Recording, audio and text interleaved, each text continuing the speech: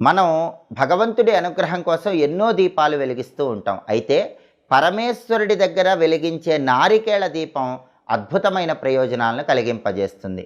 కార్తీక మాసంలో వచ్చే ఏ సోమవారం అయినా సరే ఈశ్వరుడి దగ్గర నారికేళ దీపాన్ని వెలిగిస్తే లక్ష్మీ కటాక్షం కలుగుతుంది, శివానుగ్రహం కలుగుతుంది. అన్ని సమస్యలు కూడా తొలగింపజేసుకొని శివానుగ్రహానికి పాత్రలు కావచ్చు.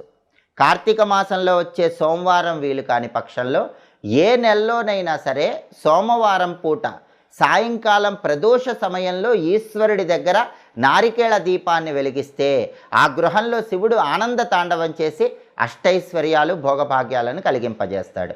ఈ నారికేళ దీపాన్ని ఎలా వెలిగించాలంటే కార్తీక మాసంలో వచ్చే సోమవారం కానీ లేదా ఏ నెలలో వచ్చే సోమవారం అయినా సరే ప్రదోష కాలంలో సాయంకాలం పూట పరమేశ్వరుడి చిత్రపటానికి గంధం బొట్లు కుంకుమ బొట్లు అలంకరించాలి.